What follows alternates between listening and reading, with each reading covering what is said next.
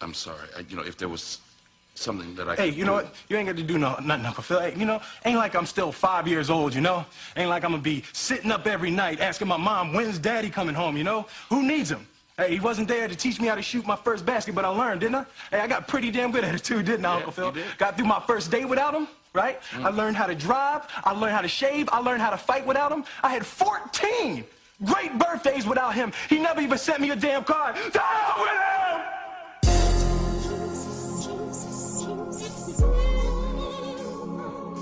I ain't need him then, and I don't need him now.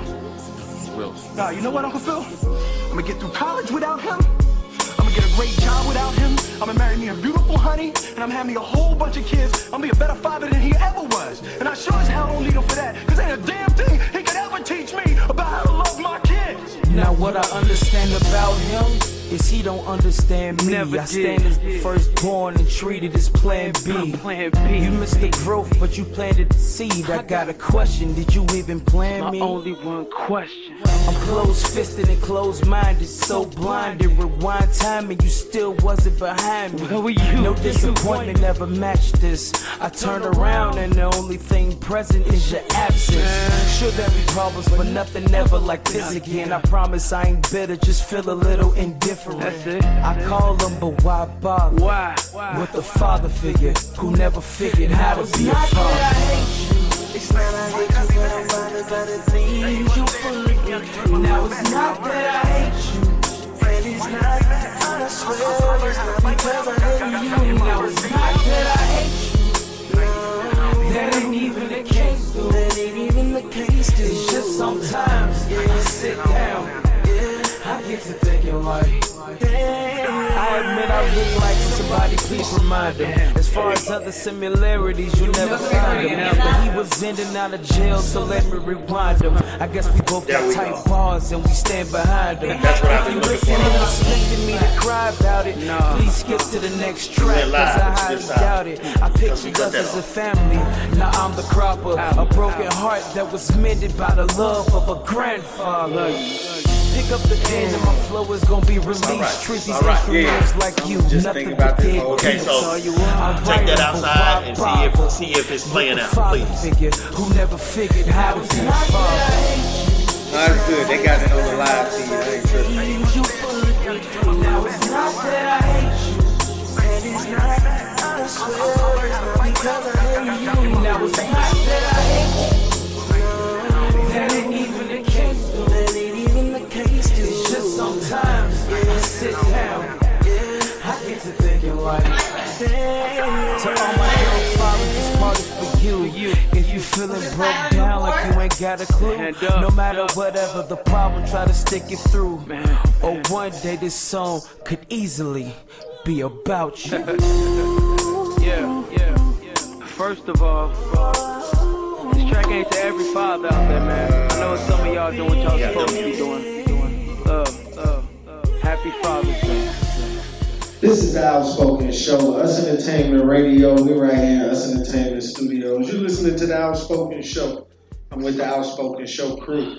We have a very, very deep and very, very heavy show taking place today as we talk with Dwight Bell, the father of recently deceased Summer Melody Bell. And I want you to remember that name. I want to say We're gonna pass the mic off to Miss ASAP as we continue to talk with Mr. Bell. All right. Hey, y'all.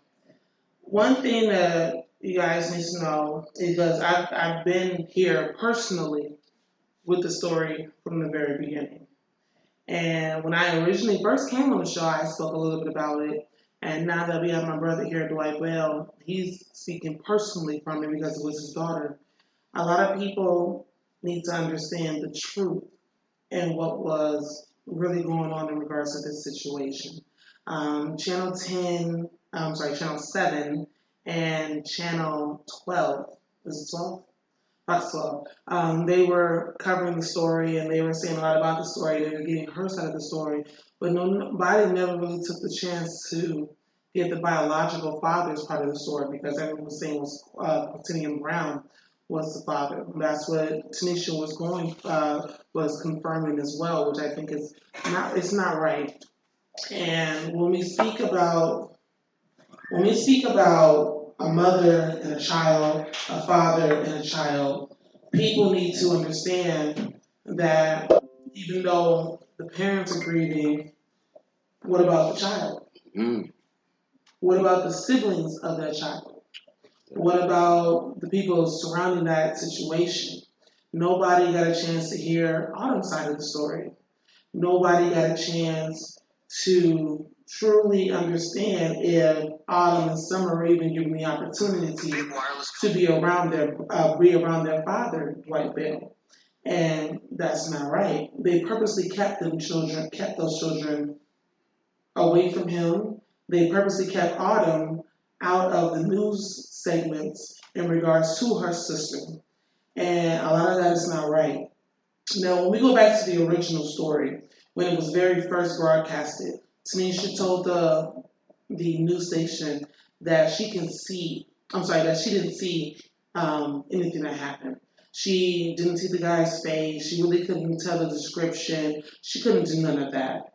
But when surveillance cameras came into play, they were able to show the community that this is the car they were looking for. This is the person they were looking for. They showed the shirt. People were trying to see if he had an undershirt on or not. They saw an orange shirt. They saw the white pickup truck, all that good stuff.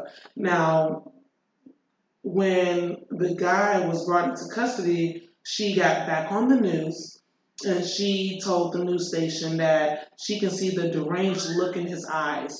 Now, coming from 25 feet, how do you see the deranged look in somebody's eyes? You told them that he shot through the door. And she was very specific. She said they shot through the door. Did not shoot through the window, even though the window was down. He shot through the door. And he shot several times and it hit the back of the car and the sides of the car where Summer was struck in her back. And she later on passed away within that hour. Now, when they pulled up the picture of the truck of what they was looking for, there was not a bullet hole through the door. There was no type of damage except on the back right-hand side of the tail light. That's where the damage was. So you're already proving that you are a liar. You're already proving that you are a non-consistent witness. You have no evidence. And even when they do different stories like that, they normally go inside the property and they sit in the living room and they speak with the parents and find out what they're feeling, how they're grieving, what's their next steps, how was the child, remember all that stuff. Every interview was done outside the house. Guys, just think about all those different items. What are you hiding? What are you lying about? Why are you keeping this man away from his daughter? Why are you spreading slander? Why are you using her death as a financial come up? Everybody needs to understand these things and put in questions as well, because yes, she is a grieving mother and I am not taking that away from her at all because she did bring her into this world. I'm not taking that away from her. However, you're going to stop allowing this man to control you. Darquarian Brown is controlling her and she's allowing it. I want to go back to Mr. Dwight Bell. I don't want it to get too far into a pitching match of who made what mistake. I think the most important thing in the matter is that we have a king who lost a part of himself. And he is here on our platform to help us not just understand what he's going through, but to maybe help somebody else that may be going through a similar situation or a similar circumstance. Because we just talked this past Wednesday about Malia Davis. And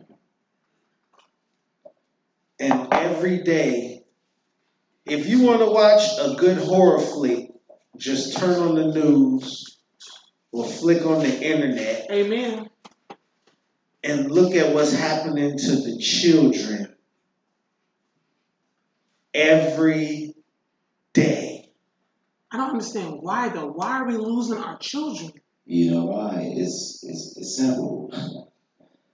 And I say it's simple because I'm a 70s baby. So when I go back and I think about the parents and I think about the neighborhood that I grew up in, when they say it takes a village to raise a child, they really mean that. When you are on a street and your neighbors know who your mother is, you know who their kids are, you can walk anywhere down the street and knock on the door and say, can I have a glass of water, can I eat a dinner, anything, and it's there. Mm-hmm. As opposed to now, people have gotten to the point to where they refuse to get to know one another. Mm. They have these walls built up, and it's a defense mechanism for what? Society only changes because we allow it to change the way it's changing. Mm. Correct. If we learn to accept people for who and what they are, it's a way of developing a respect that everybody can understand. I completely agree. You know what I'm saying? It's not that hard. And for situations like I'm going through, and other men that are throughout the United States, wherever they may be at, it doesn't matter what nationality you are, you're going through the same situation, maybe in a different form. But the point of what I'm saying is